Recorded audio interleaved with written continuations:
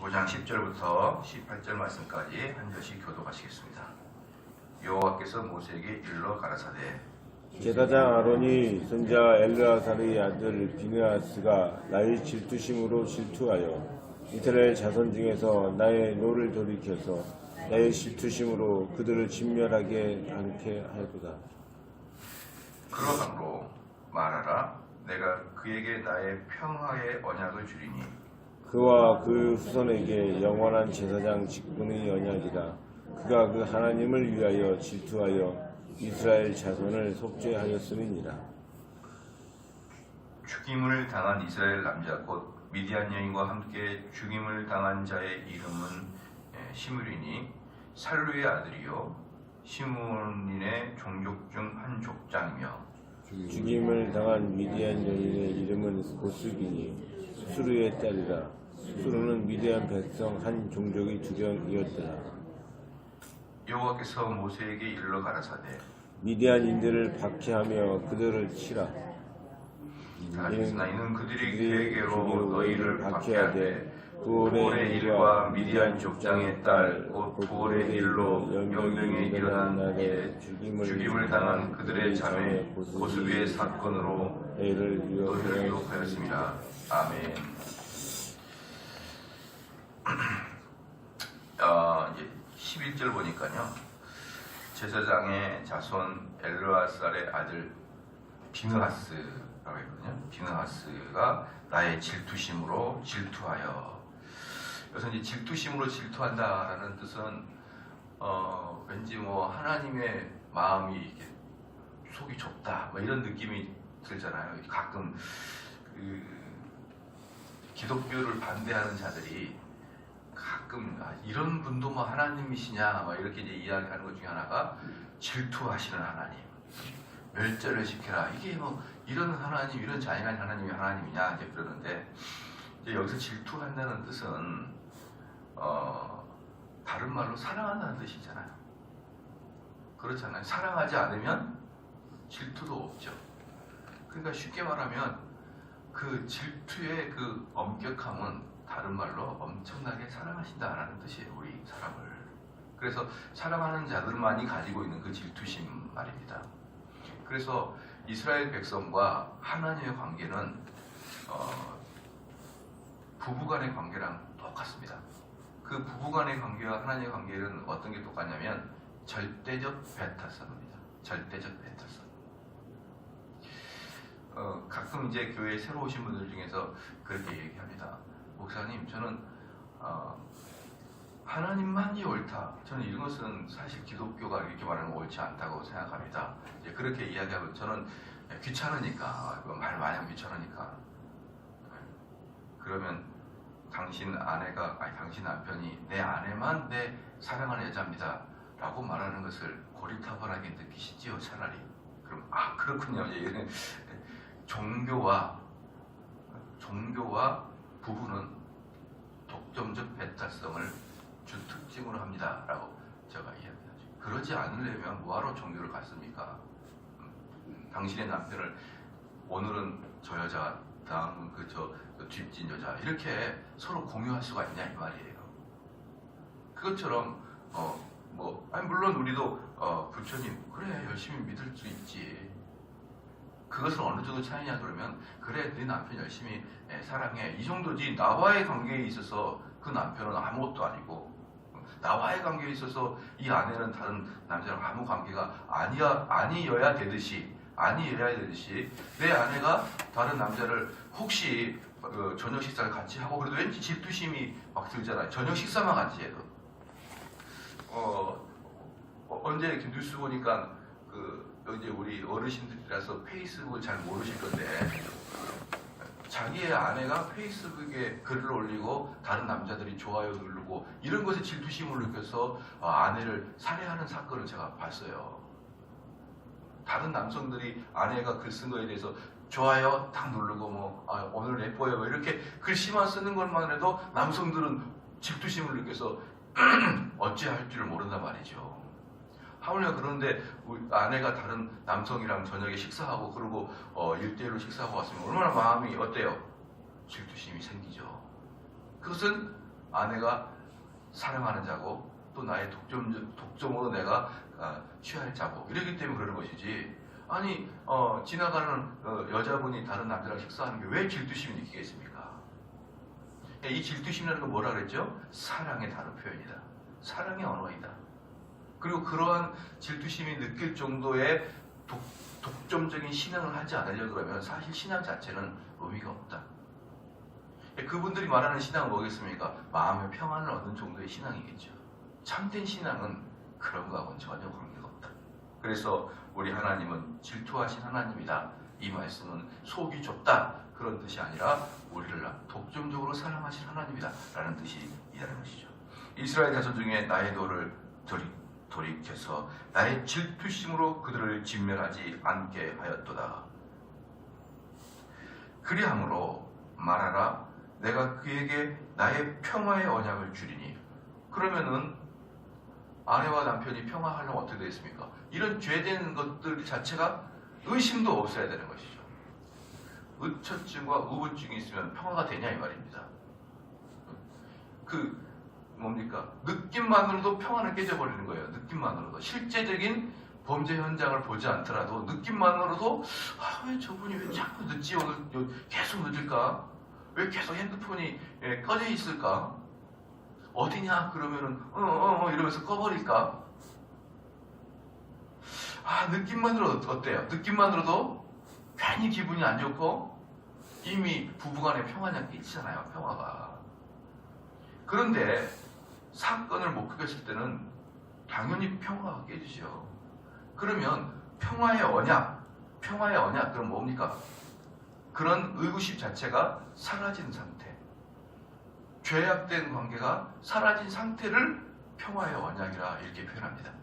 그래서 그걸 누가 한 것입니까? 비느하스가 한 거예요. 비느하스가 하나님과 이스라엘 백성들 사이에서 평화의 관계를 갖게 하기 위해서 중간에 뭐랍니까? 죄된 것들을 전부 다 진멸시켜버렸다 이 말이에요. 진멸시켰다. 그래서 이 비느하스는 여기에서 누구의 예표입니까? 우리 예수 그리스도의 예표인 것이에요. 하나님과 그리스도인들 사이에서 뭡니까? 평화 12월 달에 이제 평화의 달이지 않았습니까? 우리 예수님이 오신 거에 하나님과 우리 백성들의 적대적인 관계, 서로 간의 원수인 관계를 화해시키고 평화시키기 위한 그 사역을 하기 위해서 우리 예수님이 오신 거 아닙니까? 그러니까 지금 비느하스가 뭡니까? 평화의 언약을 주린 이것은 예수 그리스도의 예표를 하고 있다. 백성들을 대표해서 하나님과 이스라엘 백성들 사이에서 깨어져 있는 그 평화를 회복시키기 위한 사역을 비느하스가 지금 하고 있다 이 말이죠. 자, 13절에 그와 그 후손에게 영원한 제사장 직분의 언약이라. 이게 얼마나 우리 주님이 기뻤는지요. 이 비느하스가 내 속마음을 다 그냥 그렇게 알아서 한다. 속마음을 알아서 이렇게 속 시원하게 한다. 시원하게 한다. 그래서 그게 너무 좋았던지 우리 아론의 큰아들이 혹시 큰아들 둘째 아들 죽었던 애들이 나답과 아비후였죠. 얘네들이 원래 아론의 큰아들 둘째 아들이었거든요. 그러니까 이 사람들이 대제사장의 직분을 이어가야 되는데 잘못된 불을 사용하게 되므로 얘들이 죽었어요. 나답과 아비후가. 그러면 이 나답과 아비가 죽은 후에 그 다음에 셋째 넷째 아들 엘르아살과 이다말이 이제 아론의 대제사장 직분을 이어가야 되는데 그 중에 엘르아살의 아들 비느하스가 어떻습니까? 하나님의 마음을 시원하게 하게 함으로 이 비느하스 계열로 인해서 언제까지 로마가 이스라엘을 점령하여 완전히 회파할 때 AD 70년까지 이때부터 그때까지 비느하스 계열이 대제사장을 완전히 독점합니다. 왜? 하나님의 마음을 너무나 시험하게 했으니까. 너무나 시험하게 했습니다. 엘리 제사장 때만 아들 둘이가 죽었고 그때만 비느하스 계열의 제사장이 사라졌었고 그 엘리 제사장의 아들 그 두 아들 죽었잖아요. 그 아들이 죽은 그거 전후로는 비느하스 계열만, 레위 족속에서 비느하스 계열만 대제사장이. 그래서 아론 중에 비느하스 계열로만 이렇게 쫙 흘러가게 되는 것이죠.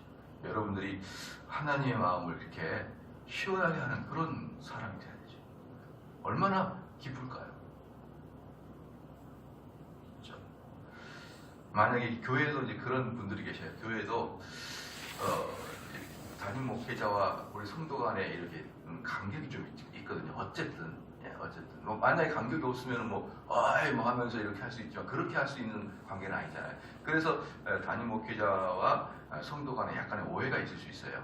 성경 공부나 또는 설교를 통해서 저 설교는 나를 들으라고 하는 소리 아니야? 뭐 이러면서 오해를 하는 경우가 있거든요. 그럴 때 평신도면서 또는 사역자면서 담임 목사와 그들 사이에서 화해를 조정해 주는 사람이 있어요. 쫙 들어가가지고 너가 그렇게 생각하면 안 된다. 목사님은 그런 말은 내가 평상시에 맨날 들었던 소리인데 그 말은 너를 들으라는 소리가 아니야. 이렇게 화해를 시켜준 사람들은요, 정말 청량음료 같은 그런 느낌이 들어요. 말은 안 해서 그렇지. 그런 자들이 정말 하나님의 사역을 하는 거예요. 하나님과 우리 백성 사이에서 그런 화목의 관계. 그럼 무엇을 없애야 됩니까? 그 중재자의 역할은 너의 죄를 회개해야 된다라는 것을 꼭 이야기를 해야 되는 것입니다. 그래서 13절에 그의 후손에게 영원한 제사장 직분의 언약이라 그가 하나님을 위하여 질투하여 이스라엘 자손을 속죄하였습니다. 이게 비느하스도 뭡니까? 하나님을 위하여 질투했다. 그러니까 지금 비느하스는 하나님의 마음에 합당한 일, 다른 말로 하나님의 일을 대신하고 있다라는 것을 13절을 통해서 보여주고 있는 거예요. 엄청나게 많이 죽였죠, 비느하스가. 전염병으로 죽은 자가 22,000명이고 비느하스도 엄청나게 사람을 많이 죽였습니다. 지금 몇 명이 죽었는지는 잘 모르지만 이따가 좀 보여드릴게요. 얼마나 많이 죽였는지. 자, 그 다음에 14절 말씀에 죽임을 당한 이스라엘 남자 곧 미디안 여인과 함께 죽임을 당한 자의 이름은 시므리니 살루의 아들이요 시므온의 종족 중 한 족장이며. 뭡니까? 이 시므리, 이름이 시므리라는 애가 창에, 비느하스의 창에 찔려가지고 꼬챙이로 찌르듯이 여인과 이 남자가 한꺼번에 이렇게 찔림을 당했단 말이에요. 떡볶이 찔러버리듯이. 그렇죠? 근데 그 사람 이름이 누굽니까? 시므리다, 시므리. 근데 그 시므리는 무슨 종족이죠? 시므온의 종족 중에 한 족장이다 이 말이에요. 여기서 이 모세가 아주 작심하듯이 시므리를 이름도 밝히고 그 시므리는 시므온의 그 종파다, 그 종족의 두령이다, 족장이다, 이렇게 이야기하는 것은 아주 철저히 교훈시키기 위해서. 왜냐? 그러면 이스라엘 백성들은요, 자기 지파에 대한 그 명예심이 대단히 강해서 그 너희들이 이런 죄를 지은 족속들이다 이렇게 이야기하는 것 자체만으로도 아주 싫어합니다. 그러면서 시므리가 시므온 지파라고 이야기하는 뭐냐면 그들은 족장과 백성들을 한 몸으로 봐요. 우리 기독교가 예수님이 우리의 대표로 보듯이 이 이스라엘 유대인들은 족장과 자기 족속들을 한 지파로 보고 한 인물, 한 유기체로 보기 때문에 시므온도 이야기하고 그 시므온의 여러 족장이 있겠잖아요. 그 중에 한 족장인 시므리가 죄를 지은 것에 대해서 아주 이름을 구체적으로 밝히면서 교육을 톡톡히 합니다. 그리고 실제로 이 시므리는 시므온의 대표성을 통해서 시므리의 이름을 넣은 거예요. 다른 말로 시므온 종족들이 이 일에 적극 가담했다. 미디안 여자랑 좋지 않은 관계를 갖는 데 있어서 시므온 지파가 엄청나게 관계하고 있었다는 것을 직간접적으로 보여주고 있는 것입니다. 그 예를 한번, 그 징조를 제가 보여드릴게요.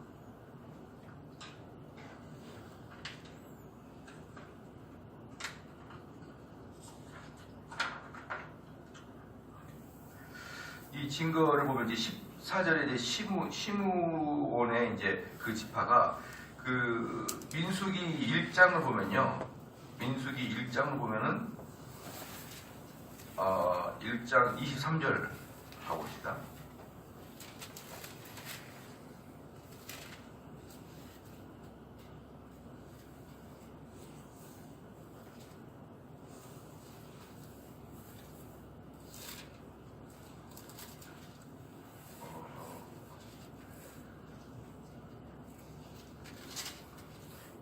10장 23절 같이 한번 읽겠습니다. 시작. 시므온 이파의 계수함을 입은 자가 59,300명. 그 옆에서 다 쓰십시오. 59,300명이죠. 59,300명. 원래 처음에 민수기 시작할 때 시므온 지파가 59,300명이었습니다. 근데 이들이 이 사건이 있는 이후에 몇 명이 됐냐? 26장 보겠습니다. 26장 14절 말씀 한번 읽겠습니다. 시작. 이는 시므온 종족들이니 계수함을 입은 자가 22,000명이다. 어때요? 59,300명에서 22,000명으로 줄어들었어요. 엄청난 사람이 도륙을 당했습니다. 이 기간 동안에. 그러니까 시므온 지파가 거의 반 이상이 죽은 거예요. 이건 어떻게 죽었을까요? 전염병으로 22,000명이 죽었다 그랬거든. 전체가. 그러니까 시므온 지파만 관여된 게 아니겠죠. 전 이스라엘 백성들 중에 그 전체가 22,000명이 죽었어요. 전염병으로. 그러면 비느하스가 몇 명을 살해했을까요? 시므온 지파만 2만 명이 넘도록 죽었는데 거의 3만 명이 죽었는데 여러분 그 엄청난 사육을 한 거예요. 비느하스가 그냥 한두 명 죽인 게 아니라 사륙의 피가 이스라엘에 강같이 넘쳤다. 얼마나 하나님께서 그 우상 숭배하고 그렇죠? 이런 것을 싫어했는지 아예 유동한 의사가 암 환자의 암을 전부 다 도려내버리듯이 비느하스는 이런 영적 암 환자 하나까지 찾아가서 다 죽였다라고 보면 여러분 될 겁니다. 그래서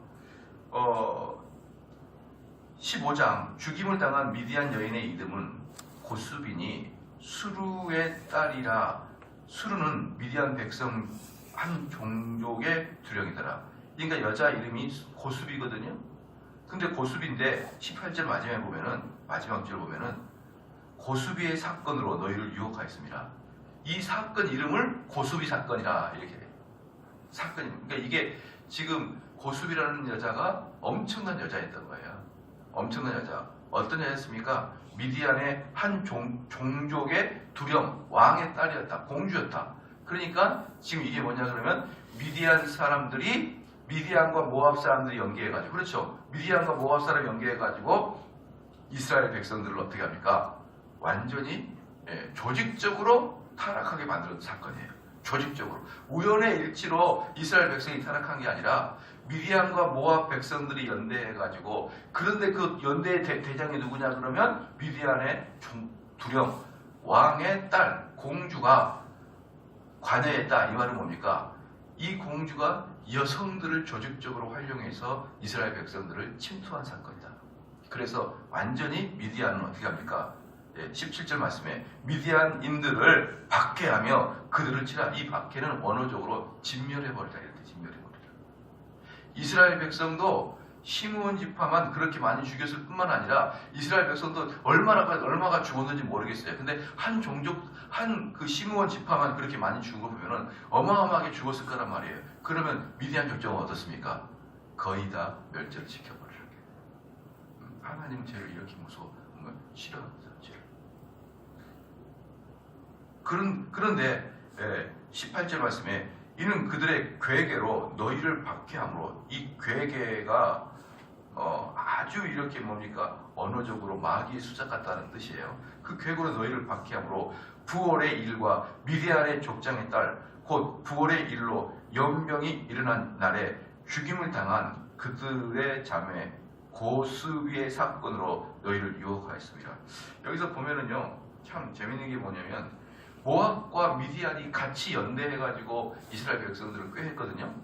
근데 가만히 보면 미디안 애들은 박해를 해라, 즉 완전히 무슨 진멸해라 이렇게 말했는데, 놀라운 것은 모압이 딱 안 나와요. 모압. 왜 모압이 안 나올까요? 여러분 혹시 모압이 누구의 그 후손인지 아시나요?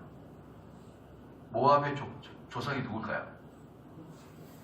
아브라함의 조카 롯의 아들이 모압이에요. 그러니까 롯의 아들로부터 쭉 나온 게 모압 족속이기 때문에 그 창세기 19장 29절에 나와요. 한번 읽어보시기 바랍니다. 그 롯의 아들이기 때문에, 계열이기 때문에 하나님은 그런 또 이렇게 또 편견을 가지고 계셔요. 근데 이렇게 내 새끼들은 내가 좀 덜 죽인다 이런 게 있거든요. 그래서 모압도 어떻습니까? 일종의 이스라엘의 사촌지간이기 때문에 살려둬라. 그게 신명기에 나와요. 신명기 한번 읽어볼게요. 신명기 2장 9절 봅시다. 신명기 2장 9절. 신명기 2장 9절. 같이 시작. 여호와께서 신명기 2장 9절 시작. 여호와께서 내게 이르시되 모압을 괴롭게 말라. 그와 싸우지도 말라.